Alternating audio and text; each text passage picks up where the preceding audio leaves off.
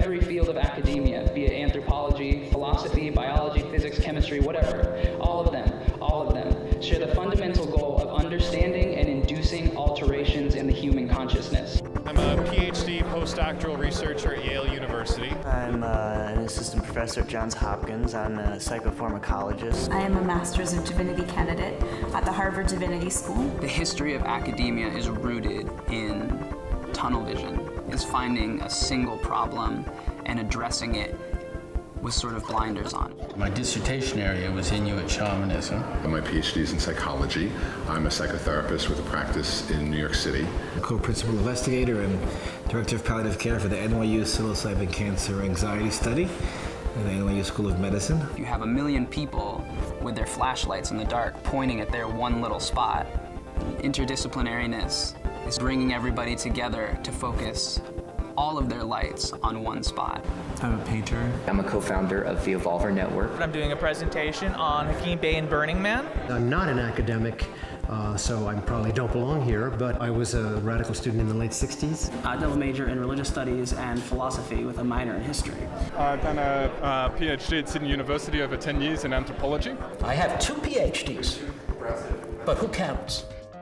The fact that over 300 people showed up to hear about this, the fact that we had over 50 different presenters presenting at this event. I mean, that just goes to show how much information there is out there.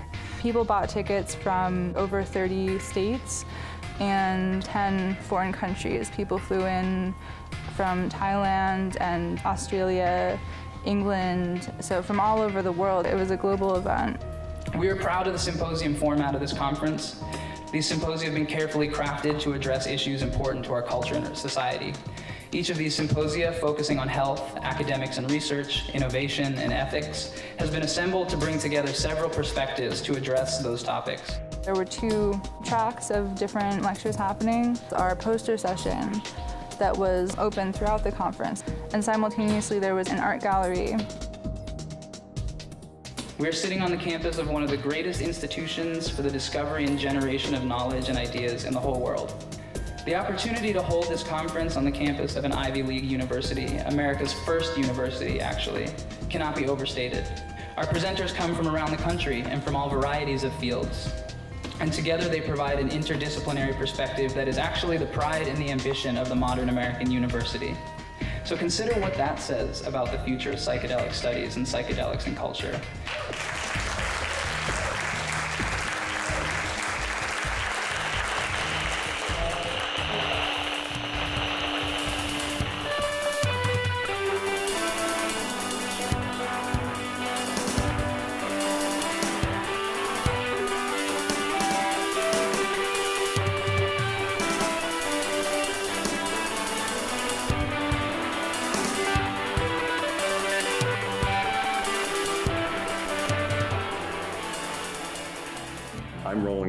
I'm professor in the departments of psychiatry and neuroscience at Johns Hopkins.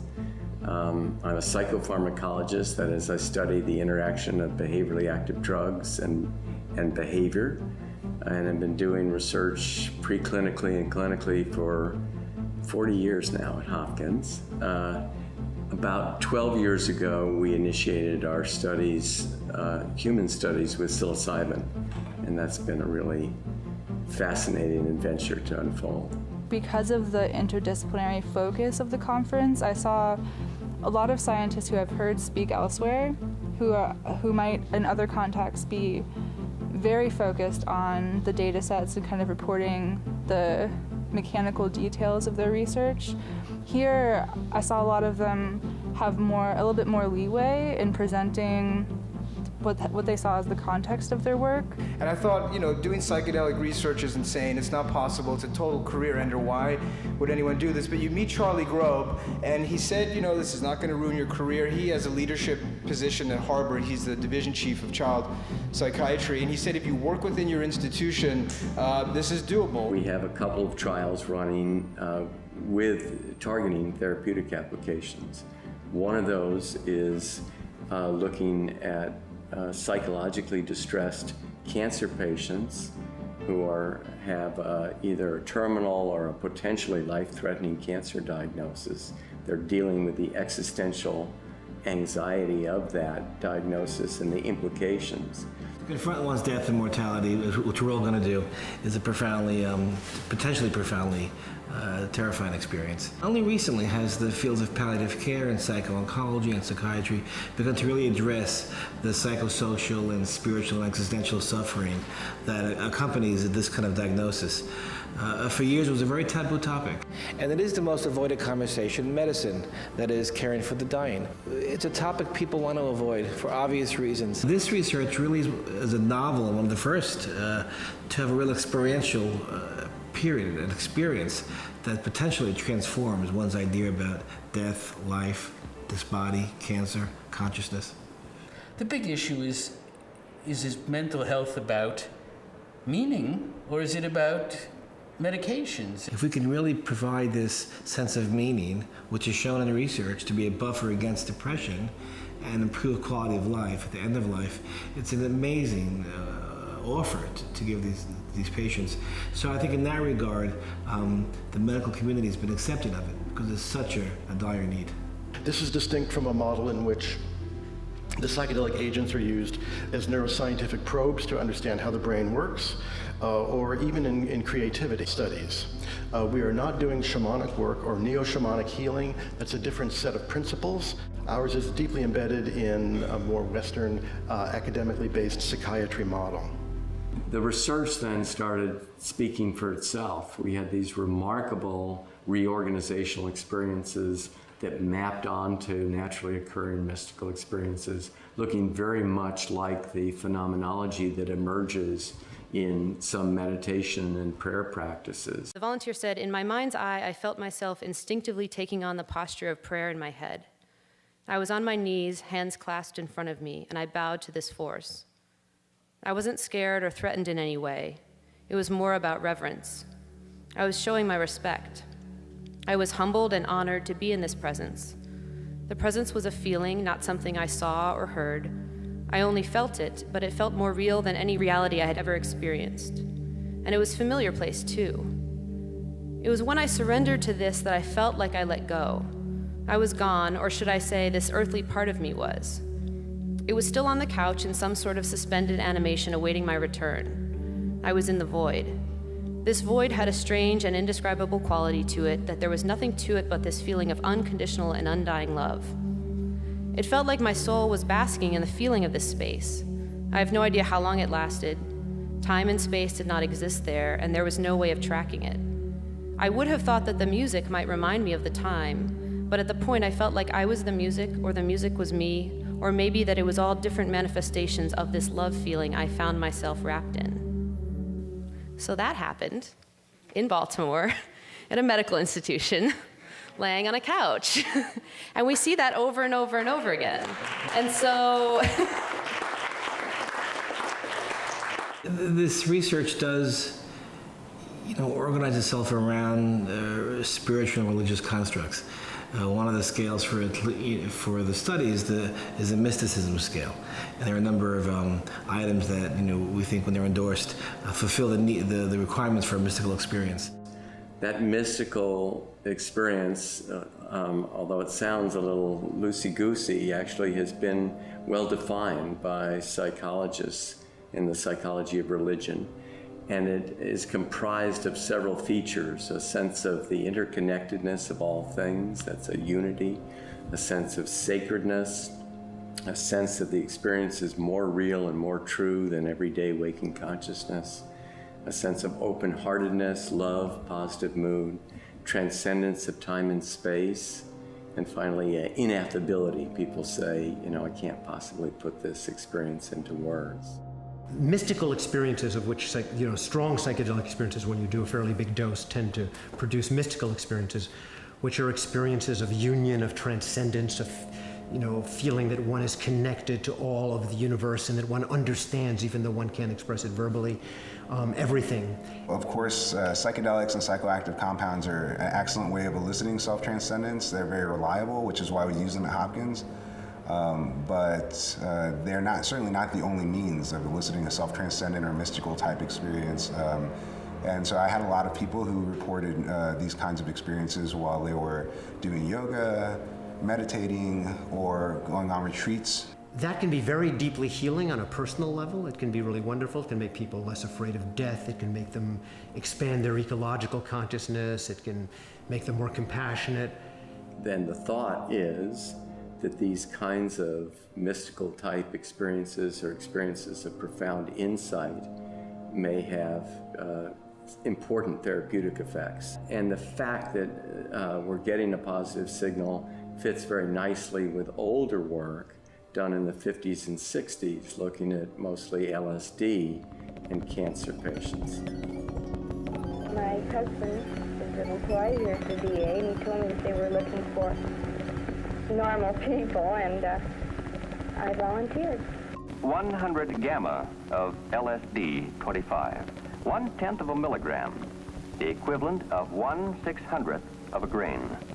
The dimensions and all the prisms and the rays and everything coming down through you and moving.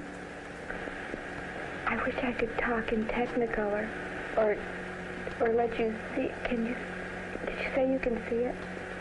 No, I can't quite see it. Tell me about it.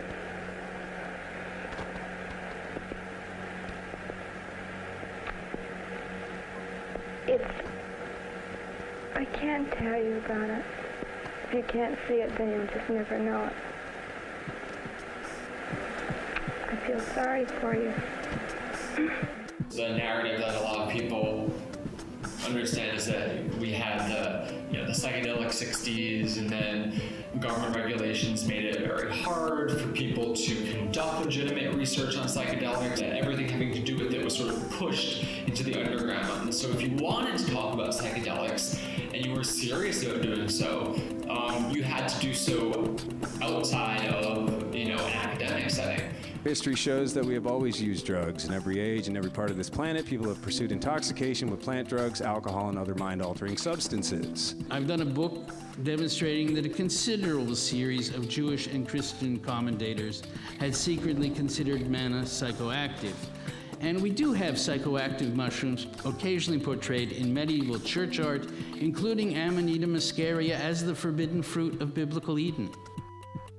In the early Elizabethan period, we have the same motif in an alchemical text. In 1829, Eusèbe Salvert published Des Sciences Occultes. Salvert devoted a full chapter to the use of psychoactive drugs in occult initiations, including, for example, the Eleusinian Mysteries.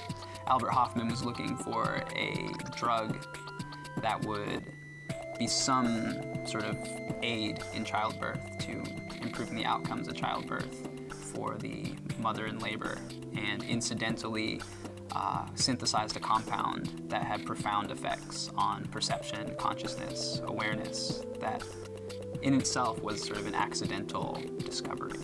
This is Charles Savage. He published the first study on using LSD to treat depression in 1952. Henry Beecher, the chaired professor of anesthesiology at Harvard, was doing work on LSD as a control drug in his anesthesiology experiments at Mass General. One of the most interesting little stories of the 1950s research is about the partnership of three men, Aldous Huxley, Gerald Hurd, and Bill Wilson, who is the co-founder of Alcoholics Anonymous. Bill Wilson did a lot of experimentation with LSD to see if LSD could be used to help alcoholics have the spiritual experience that is necessary in the 12-step program. He wrote to Carl Jung, the Swiss psychologist, in 1961, where he says, AA usually has about a 5% success rate normally, and he said, but if these alcoholics are first preconditioned with LSD and then placed in the surrounding AA group, the result is startling. Gary Fisher did research with autistic children in the 1960s with mixed results, but some with very profound results. Loretta Bender of the Bender Gestalt test was a famous child psychiatrist at NYU, and amazingly, back in the late 50s, early 60s, when LSD was part of American psychiatry, actually for over 25 years. She gave LSD to autistic kids and schizophrenic kids, about 50 of them. And this was done at Bellevue Hospital. Leary's mentor at Harvard, who actually happened to have been one of my father's best friends. My father was, I mentioned, a psychiatrist. I knew Henry Murray when I was a kid. He was the epitome of the Harvard blue blood professor. He wore three-piece suits. He was very elegant, very dignified, very important personality. Himself, in the history of psychology, he was the first really important personality theorist. And he was the supervisor of Timothy Leary's psilocybin studies from 61 to 63. He was working with prisoners, trying to see if psilocybin experiences could help with recidivism rates, but some were concerned about the time frames he was using to determine his statistics. I think the big problems happened closer to home at Harvard, where his lab was giving psychedelics to undergraduates. Some people think it was just the topic that caused him to be kicked out of Harvard, but it was really the way he went about doing the research. There are lots of colleagues in psychiatry, my father's in the late 50s and early 60s in the US and the UK, and in Central Europe, who were interested in LSD as part of psychotherapy. That all ended in 1966, 67, when the drug was rescheduled, and the DEA, as of 1970, decided that LSD had no therapeutic benefit. Among current researchers, especially ones who are younger, there's the thing, well, the 60s really blew it for us because Tim Leary really was being irresponsible, and that's fair and it's not fair, because on one level, if you think about all movements when they're born or when they're early, the early feminist movement, at least in its modern form, the Black Power movement, movements that have been suppressed a long time, like a lot of Shia Islam is now, in their first eruption, when they've been held down, they're excessive. So, yes, it did kind of blow it for research, but I think that, I'm not sure it's the Tim Learys and the people who sort of overdid it with the research at Harvard. I think that the repression against the 60s, in every sense, the civil rights movement, the feminist movement, the ecological movement, was going to come, because so much had happened, and societies are a bit like human beings. If you have an excess of energy, you've got to go sleep. And so what happens is that periods of, to use Terence's term, of eruptions of novelty are followed by periods of, conservative reaction. So this guy named Nixon, I know some of you may remember him, he realized that he was facing what was essentially a political war of ideology with the SDS, the student movement, the Black Panthers and such. And he realized that he couldn't fight them on the face of their political beliefs because we're America. Freedom of speech, freedom of belief. How can you tell somebody that they can't be socialist or communist or this or that when this is supposed to be a free country? But he realized that this revolution, this young revolution, this student revolution, this black revolution, it had another component to it, which was that they were avowed users of drugs. And he realized, and his tape transcriptions confirmed this years later, that if you criminalized their behavior, so in other words, if you criminalized their use of drugs, then you could use that as a pretext to undermine the movement. And that's exactly what they did.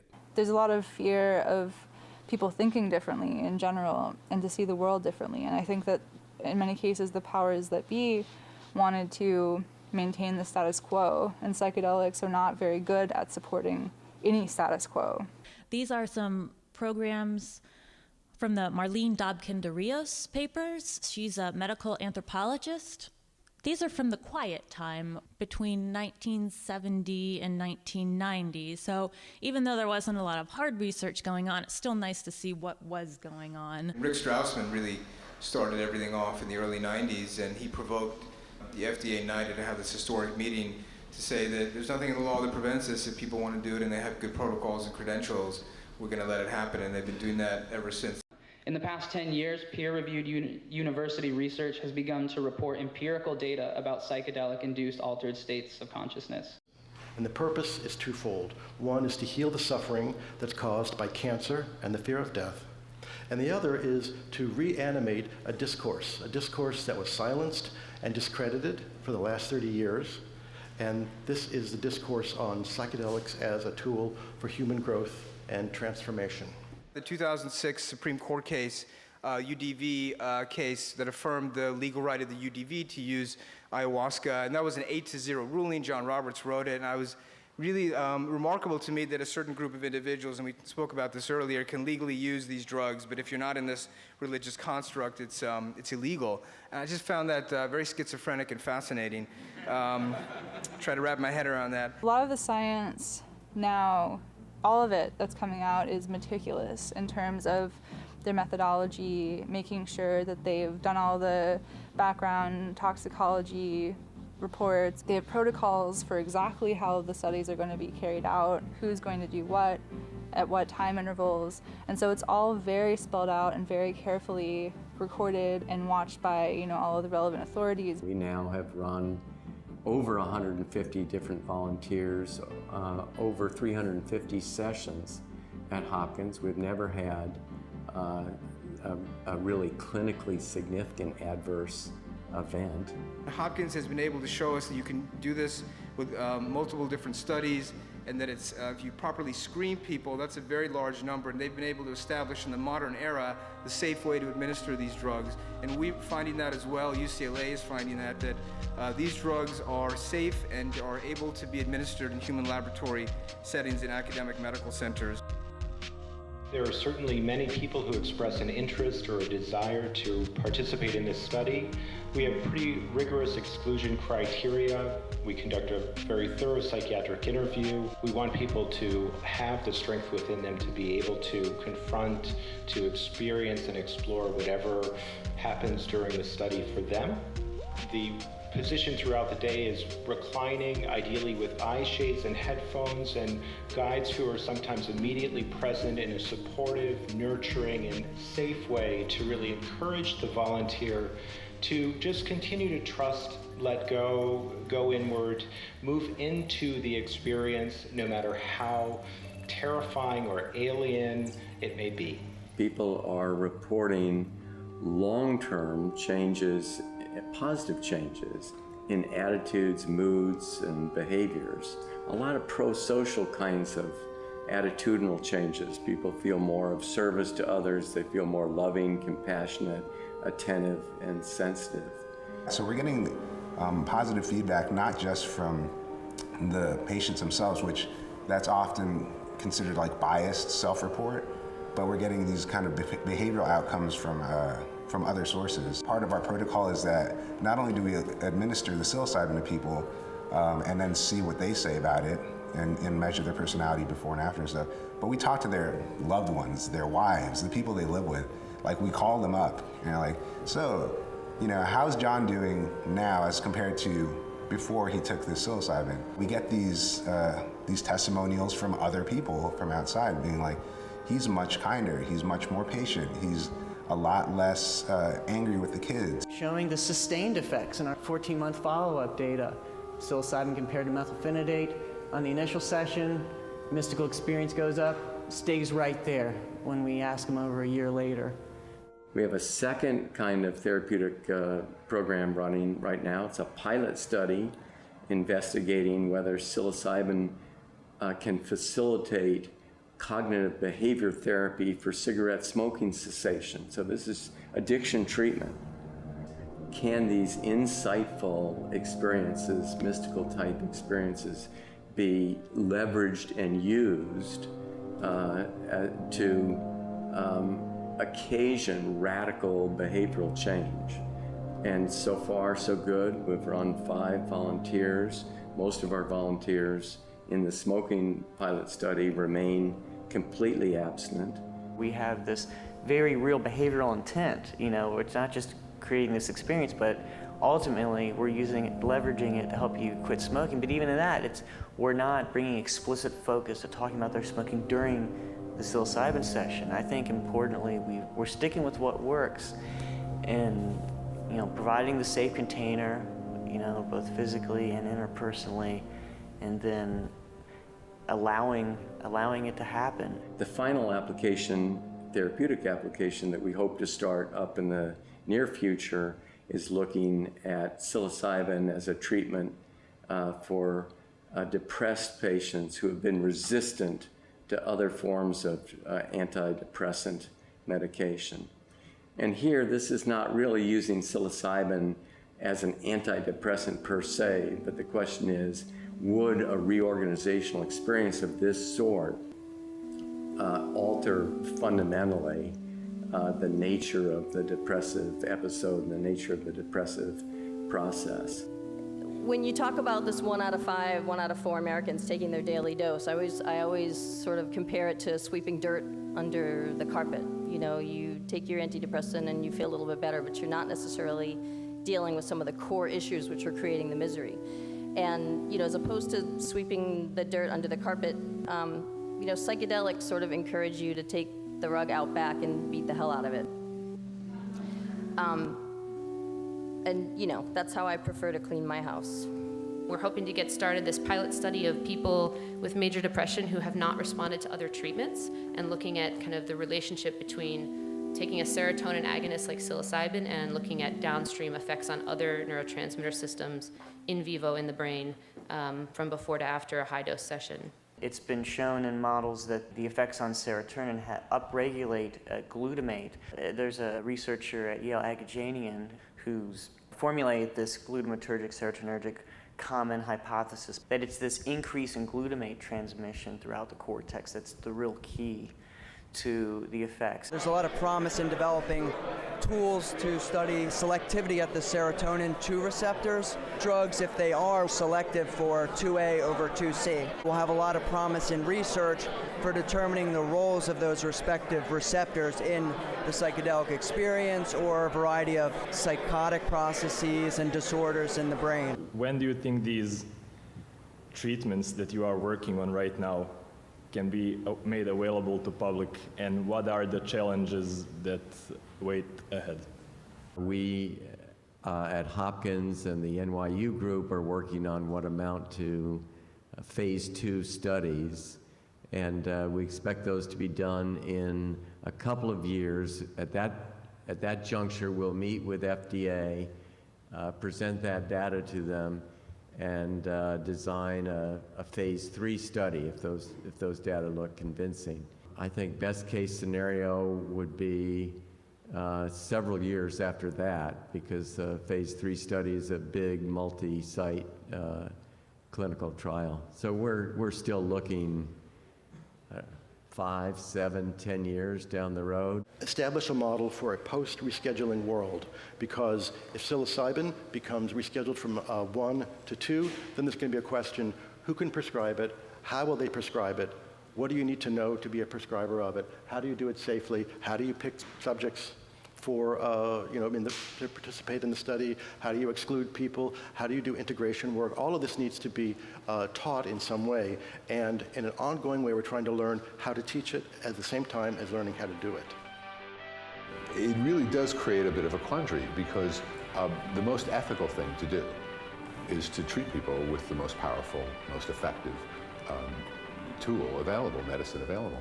And for many reasons, for many applications, psychedelics are, I believe they are, and are showing themselves through current research to be the most effective method, safe and effective method available. And so it becomes increasingly unethical for clinicians not to use psychedelics in their practice. People are clearly hurting, and they're not getting the care they need. For the first time in history, psychiatric disability claims are dwarfing physical disability claims. In particular, our country's veterans are getting shortchanged. And then there's this insane statistic.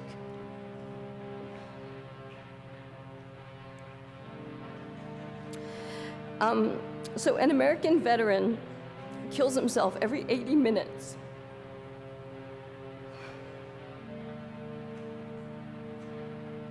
"18 veterans a day are killing themselves." And I want to understand how you can ethically defend denying American soldiers medicines that may very well ease their pain. MDMA-assisted psychotherapy is developing a track record of impressive improvements in PTSD symptoms. And high CBD strains of cannabis may also have a role in ameliorating these symptoms. But there is currently a bit of red tape. I want all of us to pay attention to how government cooperation or obstruction affects vulnerable patient groups. And when you talk about research ethics, this is where you should start. Ethics is the arm of philosophy that deals with ideas concerning how we ought to do things, how we ought to form societies, how we ought to make laws, whether or not we should do a particular action.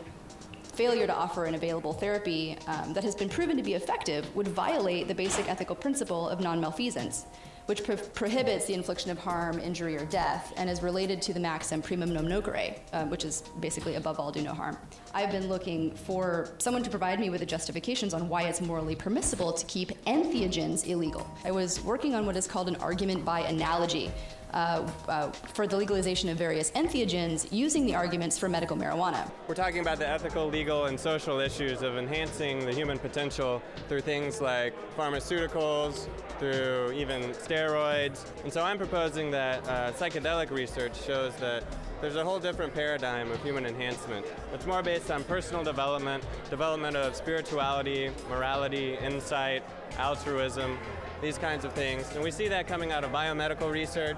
We see that in literature, back to Aldous Huxley. We see that in psychology, anthropology, and even art. And you can't have a bioethical discussion without talking about the umbrella term here, which is dignity. And I think that's a term that's probably very important to this movement, to this conversation today. It's respecting the dignity of people to make their own choices, even if we might not necessarily agree with them. As a bioethicist, I can understand that spirituality of all kinds needs to be represented and reflected. So one of the questions I have, and that maybe we can talk about, is how integral is spirituality and quality of life, and should it become more of a primary focus when we talk about these issues and perhaps the possible uses of psychedelics with medicine and end-of-life care? How are we going to prove this? How are we going to take it to the DEA and show our IRBs that we can do research on this? Should we standardize it because it's a plant substance? We want it all to be the same. To tell the truth, I don't think those questions are actually very helpful or very interesting, and I think we could ask bigger questions. If people want to try to legitimize and argue for the use of ayahuasca, what role does health actually play in that? What role do doctors have in this to begin with? Do we want to say that this is something that causes harms and benefits like a regular medicine, or do we want to say this is something else that should be regulated maybe in a different fashion? There's also a parallel with the LGBT movement, the gay rights movement, because being a psychedelic person is a non-normative form of identification. It used to be illegal to be gay, and there used to be a lot more persecution. You can identify as being a psychedelic person. That doesn't mean that you're taking acid every day. It could just mean that you had an experience in the past that has really shaped the way that you view reality. So it's not a matter of identifying with illegal practices, but it's a way of viewing the world. And now, as a friend of mine was pointing out, it's no longer socially acceptable to be overtly homophobic. So that's come a long way, but it still is illegal to take psychedelics, and there is still a lot of stigma around it. So why should profound self-motivated experiences into altered states of consciousness, psychedelic experiences, be considered taboo? Could it just be inertia of bad information? Academia, a bastion for getting to the bottom of taboo ideas, must hold a place for psychedelics. For the pursuit of academia and of human life hinges on alterations of consciousness, and these substances we know induce profound states of altered consciousness, and academia has the obligation as institutions of knowledge to understand them.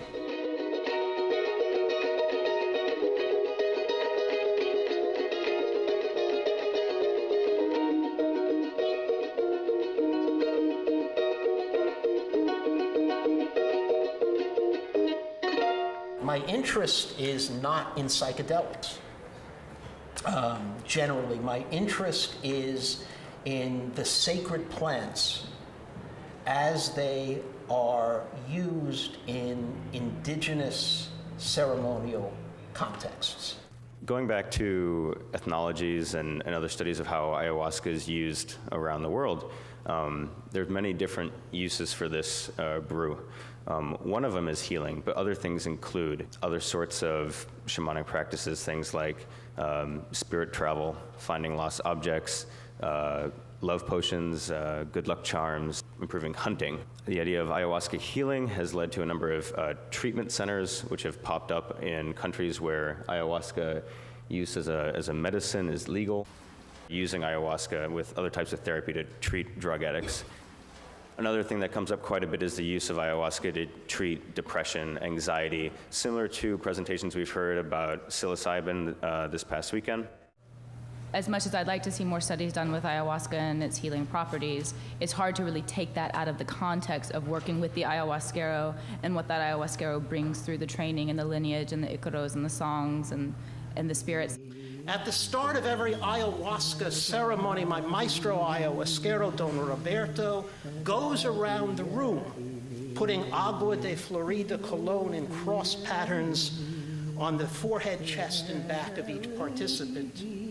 As he does this, he blows smoke from the powerful tobacco called mapacho into the crown of the head and over the entire body of each participant, and he whistles a special song of protection called an arcana.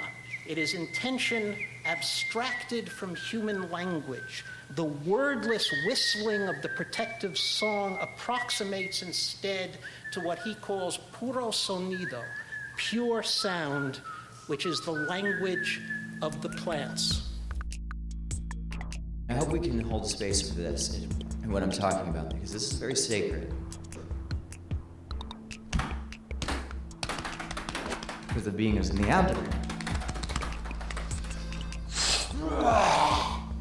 So my being, he incorporates, and the guy facilitating comes over, and the being just starts like, fuck you! Fuck you all! I'm gonna kill you! And how does the facilitator respond? Welcome, brother. Welcome. Welcome for your healing. We're so glad you came. Tons of people were incorporating dark beings. It wasn't just me. And afterwards, I heard them saying, oh my gosh, this is the anxiety. I finally got to hear him talk. This is my eating disorder. This is my anger management problem. This is why I'm so isolated. It's like you get to meet the spirit that's been messing with you. I have an understanding and an experience that it's not just the compound. It also very much has to do with the icaros or the hymns that are sung, as well as with the beings that are called in. Like, is that addressed at all within the studies that you were speaking of and what might be done? Sure. So I didn't mean to imply that when sort of psychiatric neuroscientific studies with ayahuasca or ayahuasca components are done that it's only the plants or only the substance.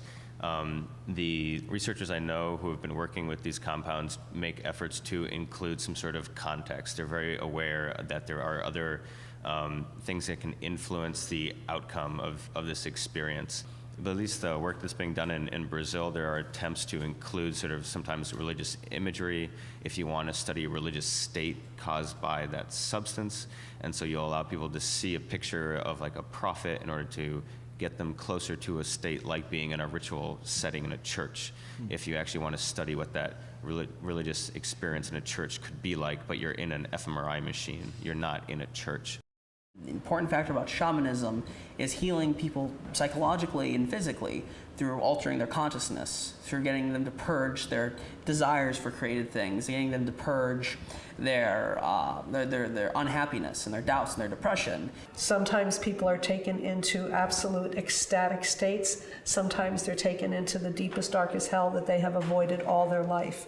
Both are equally healing. A number of indigenous languages don't have the verb to be. I tell you that because the absence of that verb, if one is willing to contemplate it, will begin to unravel for a person the extent of differences in worldview between somebody that comes from America and somebody that is from a mestizo indigenous culture in Amazonia. And people kind of want to project this kind of primitive nostalgia, is one of the common academic terms, onto indigenous people. What does that mean? Well, it means that we are looking for something that doesn't exist, and potentially at the expense of another group of people with a different life way. Ayahuasca tourism, people coming from outside of Peru, going to use ayahuasca to heal themselves of cancer, of some sort of spiritual affliction, has really popularized the idea that ayahuasca is a medicine. You go to a center, you're a patient, the doctor, the doctorcito, gives you this medicine, you take it and you become healed. It's done away a little bit with the paradigm that the shaman actually drinks ayahuasca and finds a cure for the patient, and then it brings that cure to the patient. Often the patient themselves, if they see themselves as a patient or a client, they are drinking the tea because it's a medicine, and we know that patients take medicines, that the doctor doesn't take medicine. So we're seeing a sort of medicalization of ayahuasca use in this context. Our current medical paradigm is allopathic. This is a philosophy of healing that proposes that by treating the symptoms of a disease, whether surgically or pharmaceutically, we will eliminate the disease itself. It views illness, injury, disease, and death as abnormal and only a condition to be fixed. But it does not acknowledge that it can be the effect of these conditions that offer the potential for transformation in our lives. It's also important to recognize that this is only one philosophy of medicine. There are many others: homeopathy, osteopathy, naturopathy, chiropractic, Ayurveda, shamanism, traditional Chinese medicine, just to name a few. You don't stir the colors of the rainbow together. If somebody's going to carry multiple lineages, they have a responsibility to maintain the integrity of each particular lineage. And there's a way in which they are in conversation with each other. But if somebody is doing an ayahuasca ceremony that comes from the Quechua tradition in Peru or in Ecuador, that ceremony needs to remain intact as much as possible. And if new components are going to come in, it needs to be done with great care and great consideration. Now, we do not ourselves need to be embedded in the ambiguous and perilous shamanic tradition of the Upper Amazon to recognize the power of these beliefs as metaphor. What the protective ceremony is saying is this: you cannot be a tourist among the spirits. Recently, there was a death in the ayahuasca community of a young man of 18 years old, Kyle Nolan, and a lot of people are speculating as to why that happened. First of all, nobody knows why that young man died. Speculation has ranged over a lot of possibilities, including the aspiration of vomit, including some kind of adverse reaction to any of several plants in the genus Brookmansia that is very rich in scopolamine. Simply to a failure of supervision where the young man wandered off into the jungle and fell, and we'll know more after the autopsy. How can we properly prepare people for participating in this kind of experience? And is it possible to prevent a psychiatric episode or something that's going to cause the person more harm than good? Not everybody is a candidate for working with entheogens. And whoever the facilitator is needs to know how to determine that either psychologically or medically, they just may not be good candidates. I don't know in this situation if that was done. As to how to prevent it, I think people need to be smarter consumers. And I am also proposing an idea that we try to set up some kind of an independent certifying outfit. For example, there should be somebody on site at all times who is at least certified as a wilderness first responder. The site should have written protocols for all foreseeable emergencies, including evacuation protocols. There should be criteria for the facilities carrying appropriate liability insurance. And then just have a list on a website of those centers that have submitted written materials and have allowed an inspection of their facilities so that people can look at that and make informed decisions about where they want to go. This is sounding a lot like what we do. This is where the duality breaks down. Yes. Safety is number one. That's right. We have, as a subculture, to make it sound a little less groovy and to really explain to people what the real risks are. And I wasn't surprised to hear about that young man who died a few weeks ago in Peru, because so many more people are doing this now, and inevitably some people are going to die in the process. People die of heart attacks playing basketball. We're not going to outlaw basketball, but nonetheless, these substances have risks. I don't think there are physical risks with something like psilocybin. It's not toxic, but it is on the psychological and the psychospiritual level, it can be profoundly disorienting. These things present some of the most existentially challenging questions, implications, spaces that you could ever find yourself in.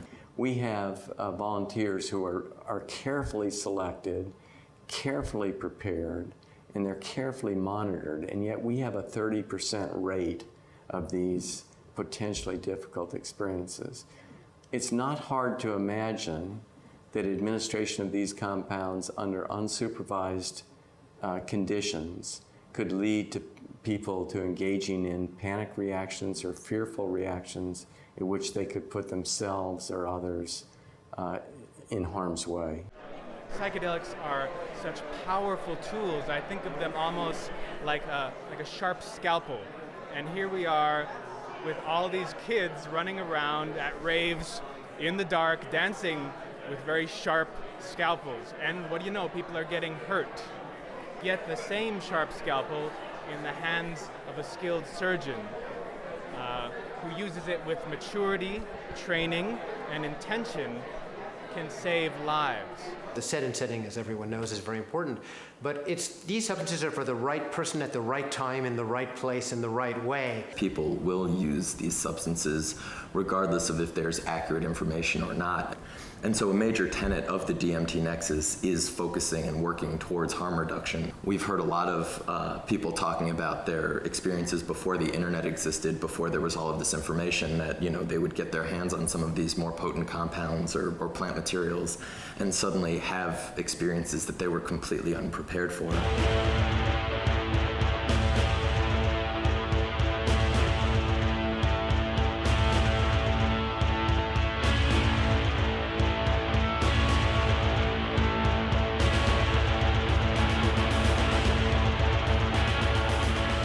Experiences are electrical impulses and the chemical reactions in our brain.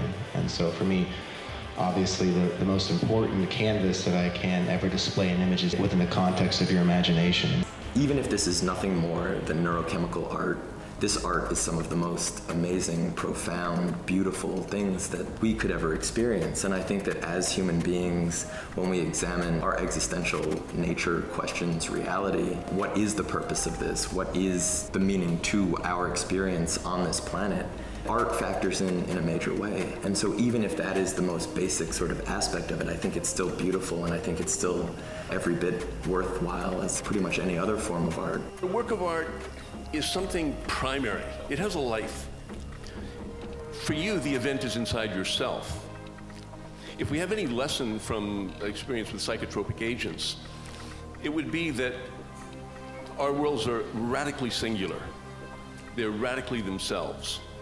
Artists tend to be very suspicious of academia and of that kind of labeling and categorizing.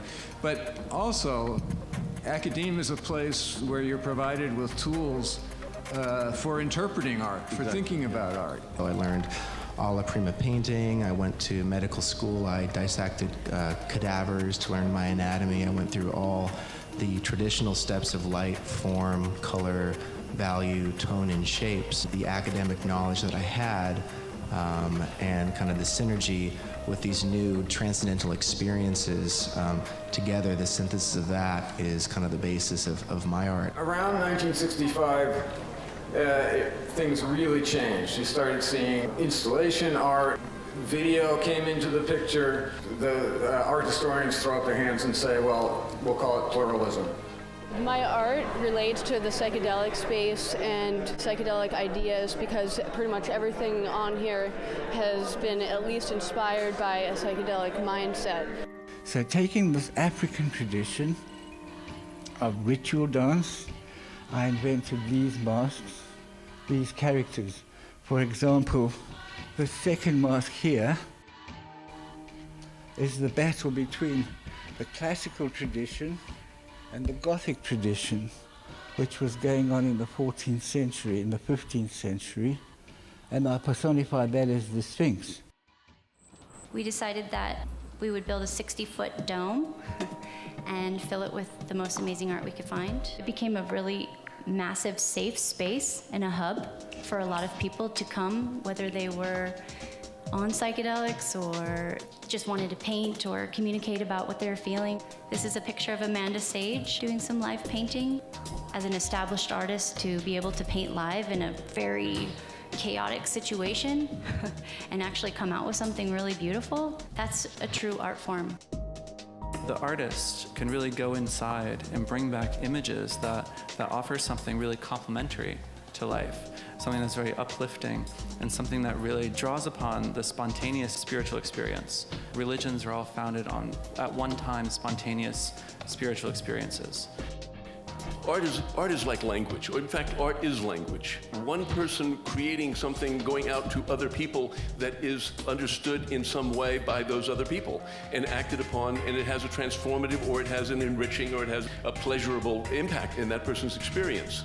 All right, that's one of the ways that we characterize language.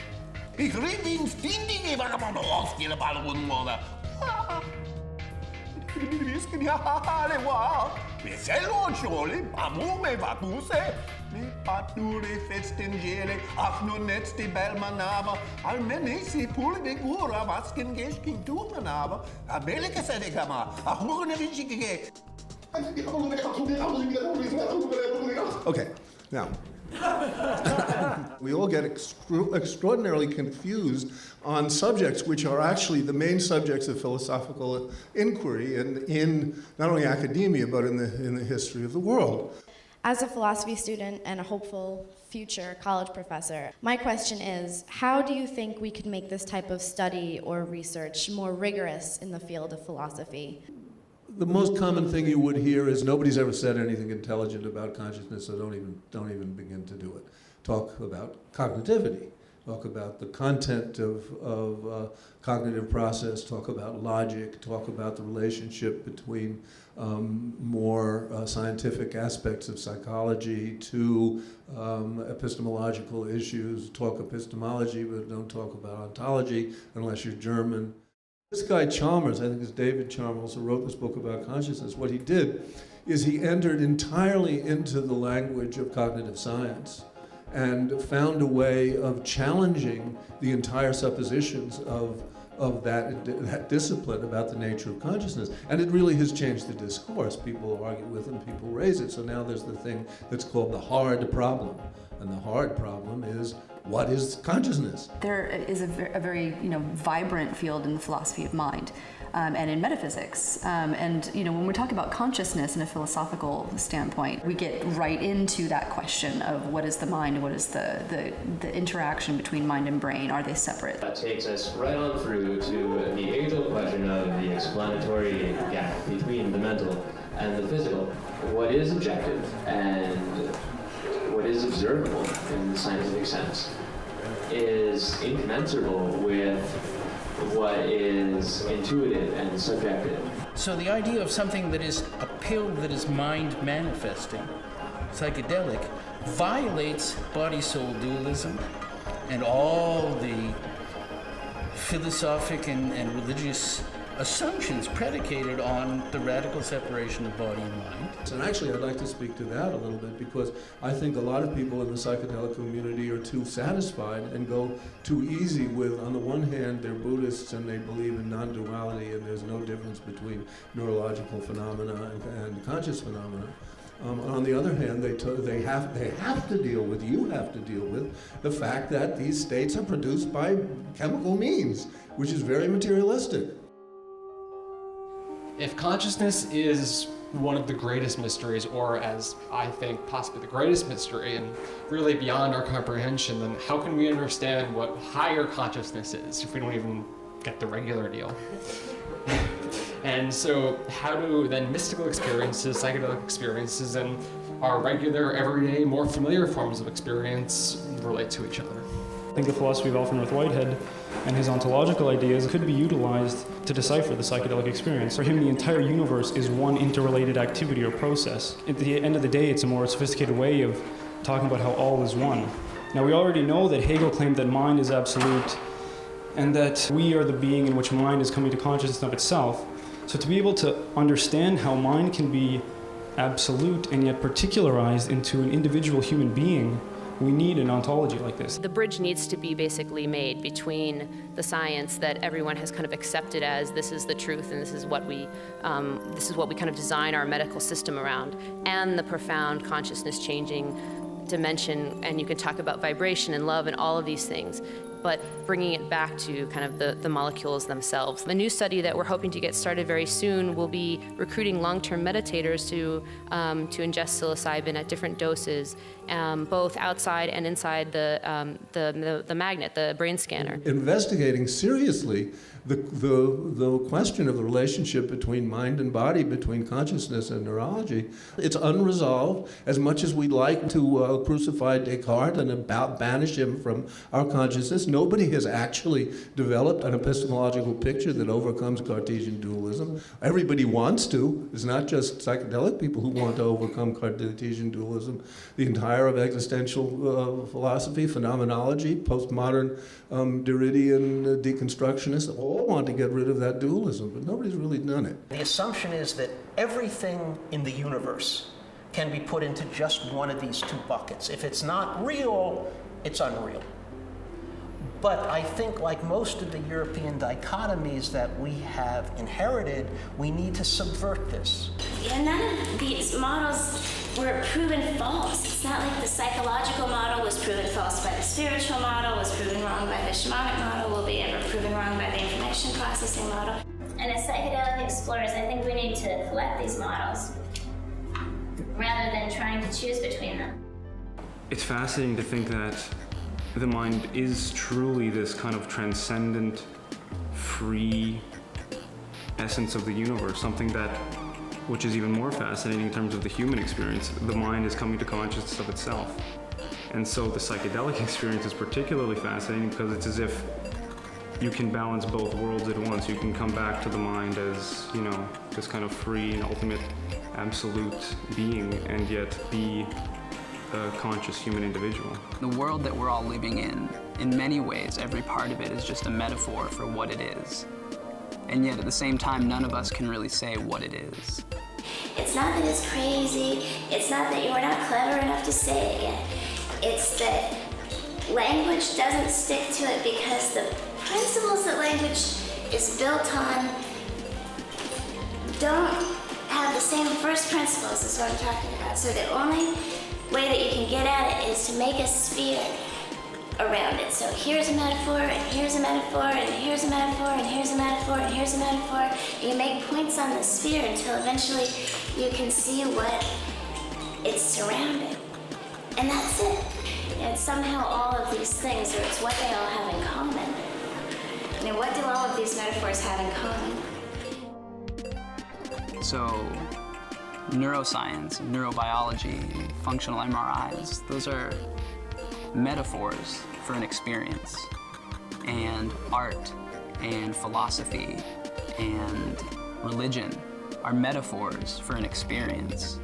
And so when we talk about finding an answer in one place, I just don't think that's realistic.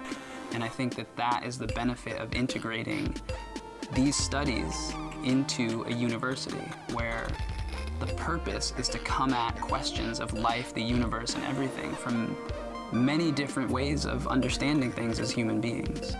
This is no hallucination. This isn't something that anybody can say didn't happen. This is the physical manifestation of something that we all know is true. If I could put an intention out there, I would love for Psychedemia to be hosted by a different university on a rotating basis so that we can take the energy and enthusiasm that's been generated by this conference and turn it into something sustainable and ongoing.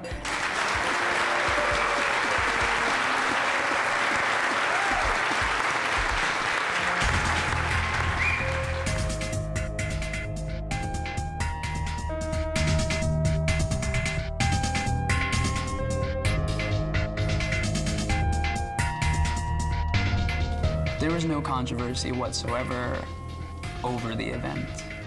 There was a range of reactions, some kind of surprised curiosity at one extreme, and then at the other extreme would be outright enthusiasm. There was almost zero pushback from anybody. We got funding from the medical school, we got funding from student groups, we got support. You know, the hall that we did the event in, we organized through the student union and they let us use it for free. there was just never an issue. It was never like, this is something weird or something wrong or something taboo that you shouldn't be doing. It was always just accepted. I hope that this is the beginning of a much larger odyssey, and I'm excited to see what comes in the future.